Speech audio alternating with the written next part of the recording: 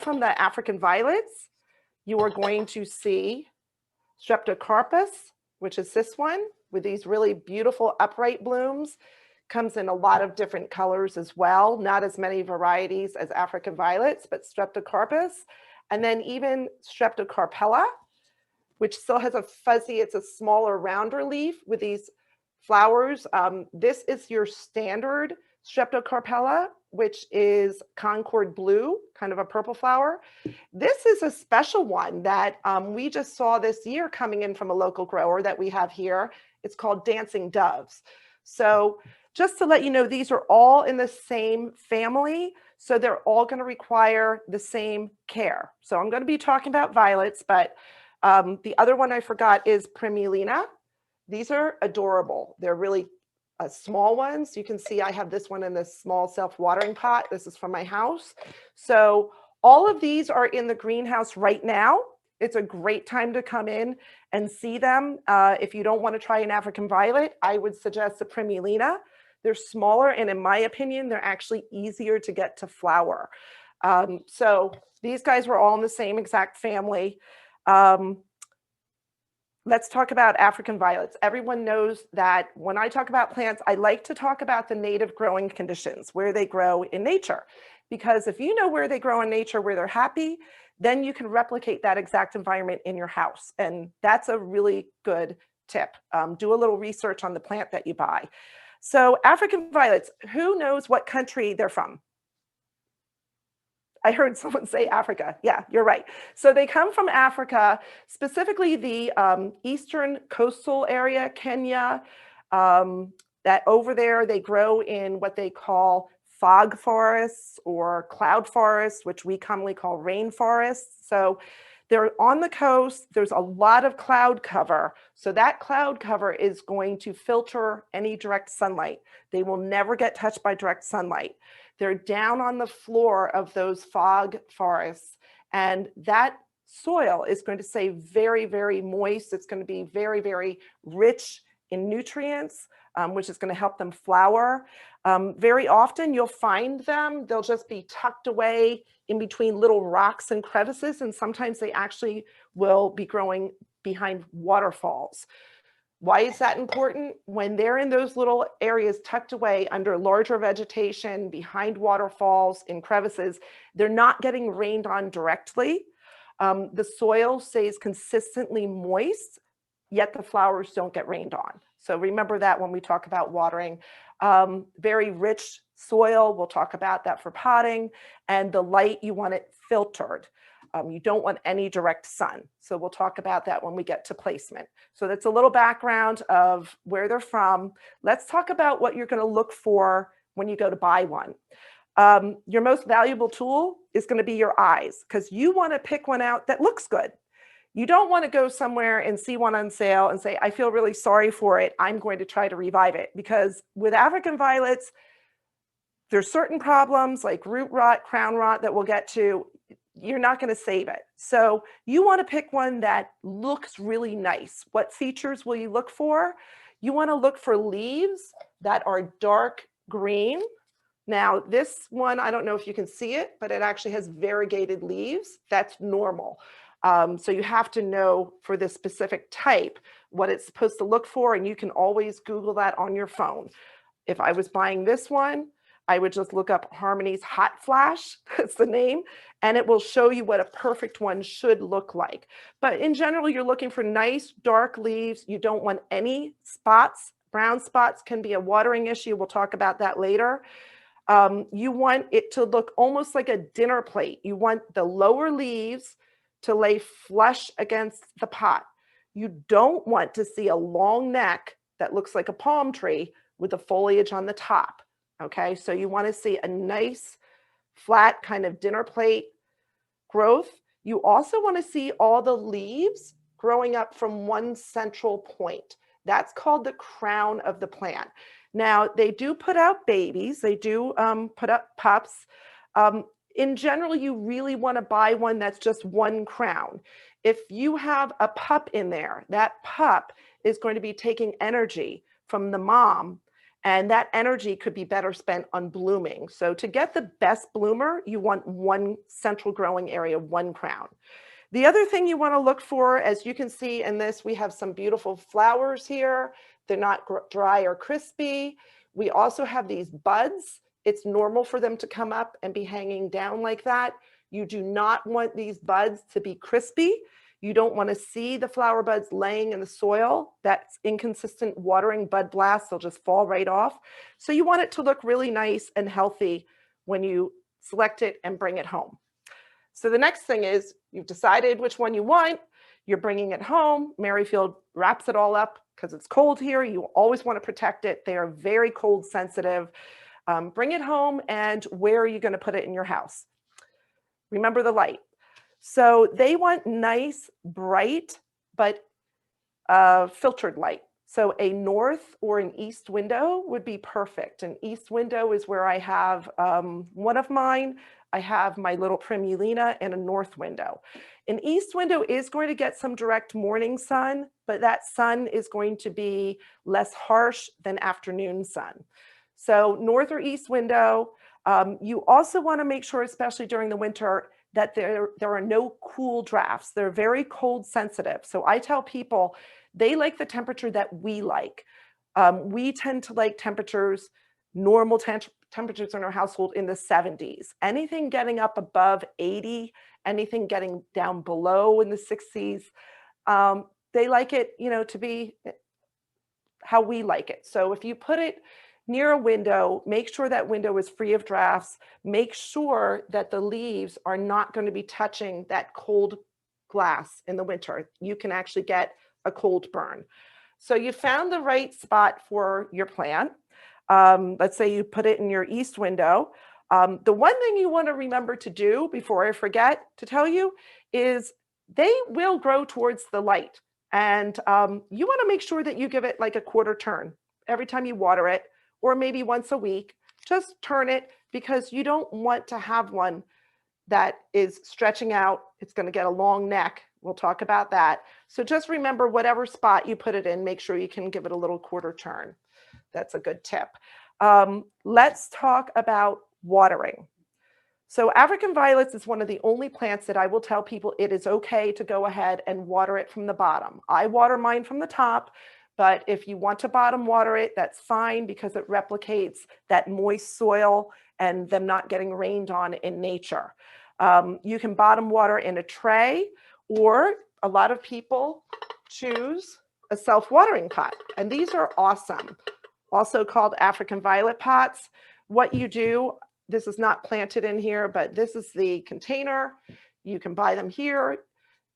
This is glazed. It's not glazed here, it's porous. You're going to soak this part. This is the most important. Soak this in water overnight.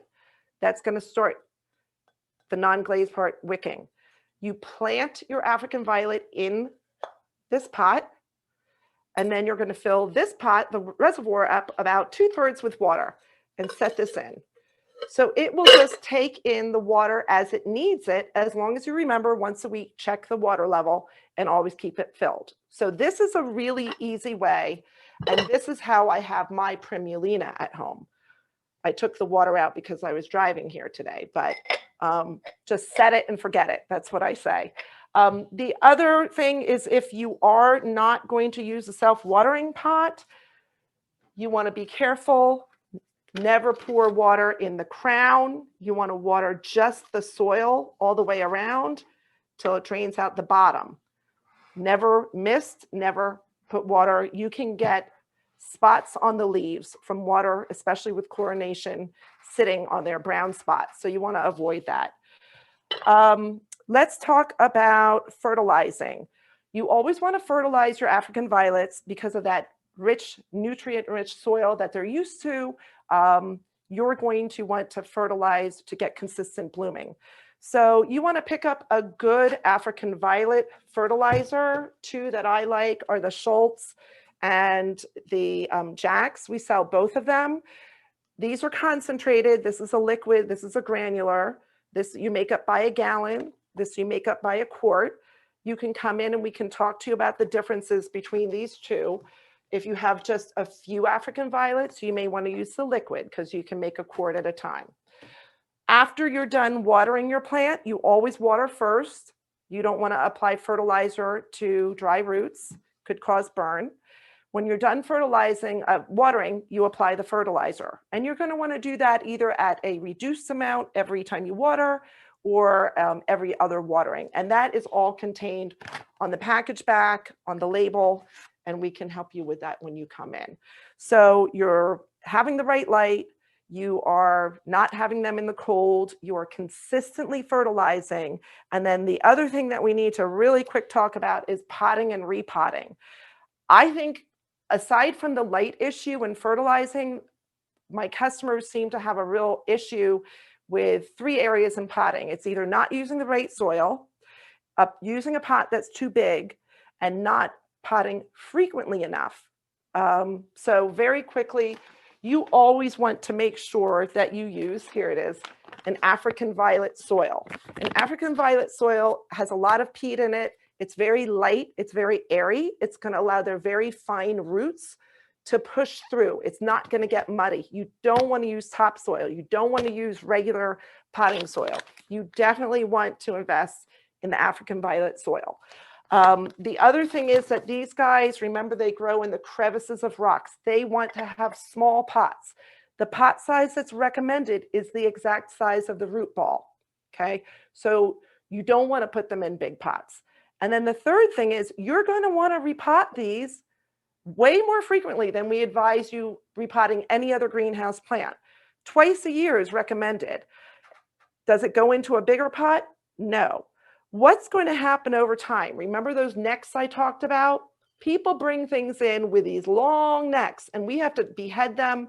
It's very stressful on the plant. You don't want to allow your plant to get a long neck. So what you're going to do is every 6 months, as the plant loses these lower leaves and starts developing the neck, you're just going to take it out of the pot. If the neck is about a ½ inch, with clean knife or scissors, you are just going to cut off a ½ inch of the bottom of that root ball. Perfectly fine. Put more soil in, pot it down. It brings that level of the plant down, no more neck. So if you put in your mind that you're going to repot twice a year, but stay in the same size pot, just trim those roots down, you will never have a long neck. And that's one of the things a lot of people neglect. So make sure you have a nice small pot size, use the right soil, you repot appropriately, you have the right light, fertilize, water correctly.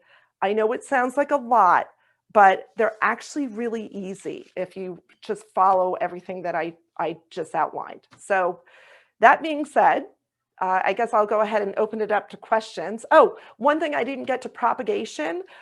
They're easy to propagate. The best way is by leaf. So you want to pick a healthy plant. Don't wait until your plant's dying and then say, I want to propagate it. The leaves you want to use, you don't want to use the older leaves. Older leaves don't propagate as well. You also don't want to cut off the new baby leaves. So pick a nice leaf from the middle layer. You are going to cut the whole leaf off or pinch it off like I'm doing. This is the leaf stalk, okay? Once you've done that, you are going to cut just half an inch, leave ½ inch. You're going to get 2/3 perlite and 1/3 African violet soil. Pre-moisten that, put it in a little pot like I've done here. And you're going to add some rooting hormone, which is a powder that we sell here. I have it somewhere here. I'll find it later. We'll talk about it next. Here we go for other plants.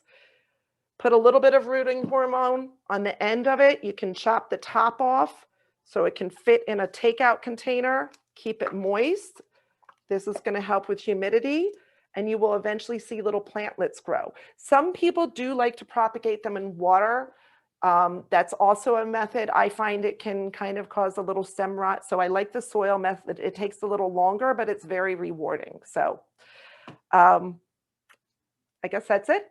Sally, do we have any questions yet? Yeah, we do have some questions, and I just want to make sure everybody knows we've got a lot of questions coming in. So Gretchen, I don't think we'll probably be able to get to all of them.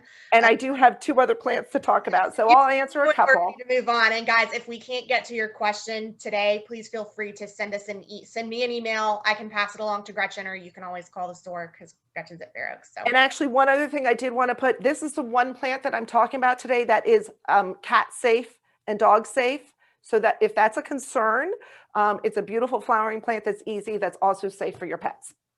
Yeah, that's definitely good. All right, so our first question about African violets is, how can I get rid of white fuzzy fungus on African violets? Okay. So I didn't get to the pest part. I could talk for an hour on this. Common pests, there are cyclamen mites. They're like spider mites, mealy bugs. It sounds like powdery. Did they say on the soil or did they say on the leaves of the plant? Let's see here. Sorry, it filters to a different area once I say that we're answering. So I'll address both. There could be kind of like on the violets. So, okay. So that sounds like powdery mildew. Powdery mildew looks kind of like talcum powder, just dusty white kind of stuff that gets on the leaves.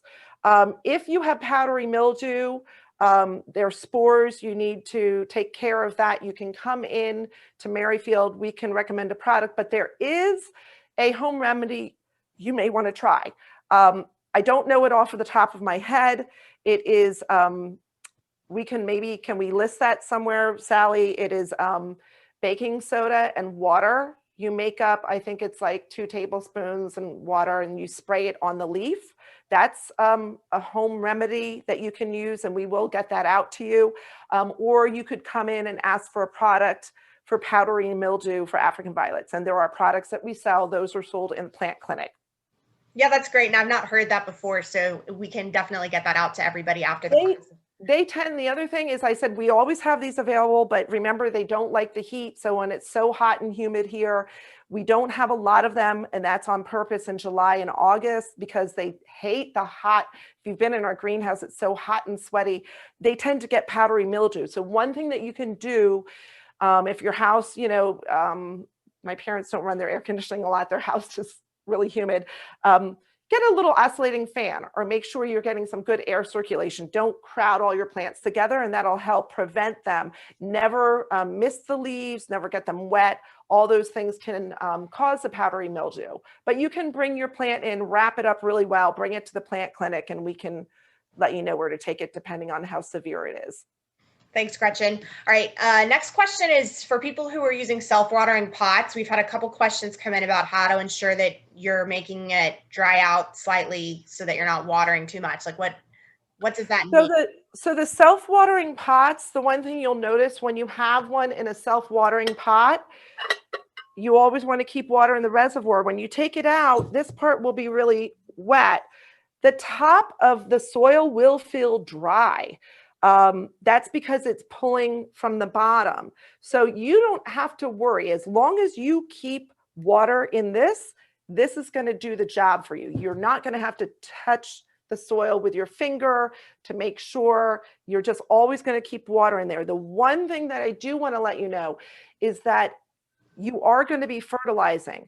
When you fertilize in a self-watering pot, a lot of people say, well, I'm just going to add the fertilizer to the water reservoir. The molecules of the fertilizer, here's more science, will not pass through this pot. So that's going to be a waste of product. So what you're going to have to do is apply your fertilizer, mix it up. Again, the top of your soil is going to be a little dry. You can just apply a little bit of water. It'll drain out here. Don't worry about it. And then you want to apply your fertilizer always to the soil, never to the water reservoir. Does that answer? Yeah, I think that's good. Do you have to deadhead African violets? Yes. So when they're done blooming, I don't see any here. That's a good question. You do want to go ahead. They'll just dry up. A lot of times the bloom will dry up and fall off. At that point, what you want to do there, so there can be many, many different blooms on one little stem. When all the blooms on that one stem are gone, I just pinch that back, pinch it all the way back down. There's no use for the plant to send energy out to something that has no more flowers on it. So you're going to want to basically deadhead, pinch that back.